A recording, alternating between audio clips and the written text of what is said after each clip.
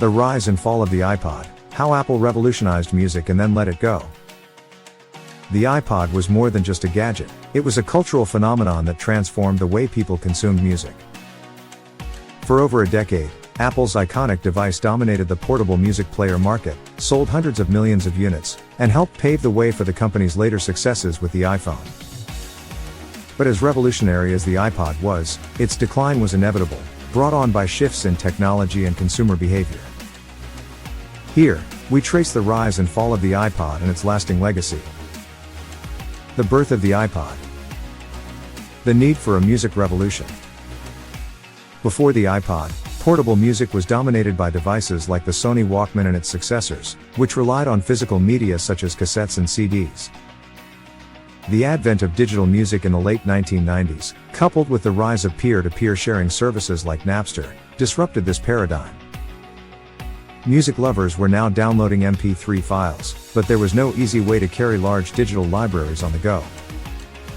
Apple, under the leadership of Steve Jobs, saw an opportunity to fill this gap.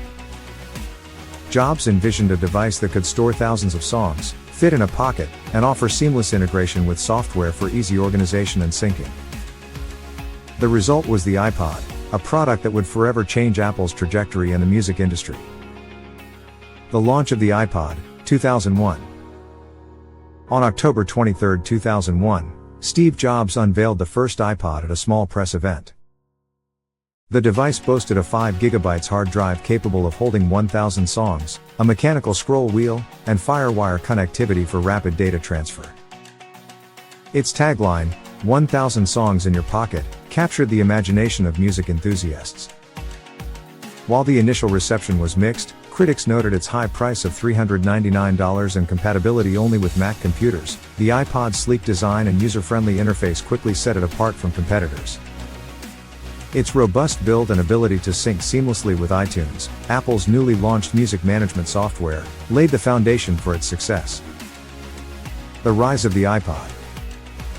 Expanding the ecosystem, in 2003, Apple introduced the iTunes Music Store, a digital marketplace where users could legally purchase and download individual songs for 99 cents each. This move addressed the rampant piracy issues of the early 2000s and provided a legitimate alternative to illegal file sharing. The combination of the iPod and iTunes created a powerful ecosystem that attracted millions of users. Additionally, Apple began releasing Windows-compatible versions of iTunes and the iPod in 2003, significantly broadening the device's appeal. By breaking out of its Mac-exclusive niche, Apple tapped into a vast market of Windows users, helping the iPod gain mass market traction. Product evolution and innovation. Apple's relentless focus on improving the iPod ensured its dominance. Over the years, the company released several iterations, each more advanced and refined than the last. iPod Mini, 2004, a smaller, colorful version of the iPod aimed at a younger demographic. It was a massive hit and cemented the iPod's status as a cultural icon. iPod Shuffle, 2005, a screenless, ultra-compact model designed for simplicity and affordability. iPod Nano, 2005, a sleek, slim device that replaced the Mini and introduced a color screen. iPod Classic, 2007, the final iteration of the original iPod design, featuring up to 160 GB of storage. iPod Touch, 2007, a game-changing device that combined the iPod's music functionality with a touchscreen interface and access to apps, essentially a precursor to the iPhone.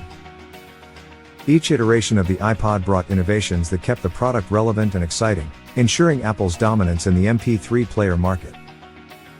Cultural impact. The iPod became more than just a device, it was a symbol of individuality and modernity. Its signature white earbuds were instantly recognizable and became a cultural marker of the 2000s. Apple's advertising campaigns, particularly the colorful silhouette ads set to catchy music, further solidified the iPod's place in popular culture. Beyond its cultural significance, the iPod transformed the music industry. By creating a legal and user-friendly way to purchase digital music, Apple reshaped how people consumed and valued music. Artists and record labels adjusted their strategies to focus on digital singles, and the album-centric era began to wane. The peak of the iPod. By the mid-2000s, the iPod was at its zenith. In 2005, Apple sold over 22 million iPods, and by 2008, cumulative sales had surpassed 150 million units. The device accounted for a significant portion of Apple's revenue and played a crucial role in making the company one of the most valuable brands in the world. The fall of the iPod. The smartphone revolution. The iPod's decline began with the launch of the iPhone in 2007.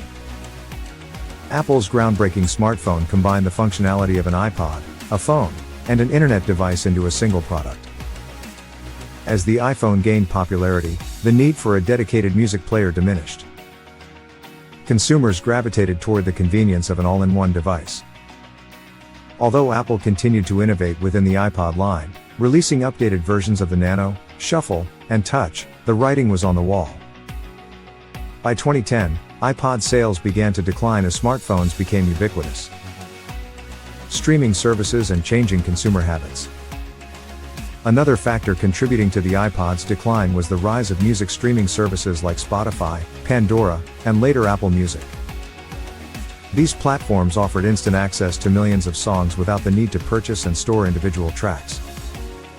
The shift from ownership to access fundamentally changed how people consumed music. The iPod, designed for a world of downloaded MP3s, struggled to remain relevant in this new streaming-centric landscape. While the iPod Touch allowed users to stream music, it was essentially competing with the iPhone, which could do the same and much more. Apple's strategic shift. Apple itself played a role in the iPod's demise by prioritizing the iPhone. As the company poured resources into its flagship product, the iPod received less attention. By the mid-2010s, the iPod line was largely an afterthought in Apple's product lineup. In 2014, Apple discontinued the iPod Classic, and by 2017, the Nano and Shuffle were also retired. The iPod Touch lingered for a few more years but was officially discontinued in 2022, marking the end of an era. The legacy of the iPod.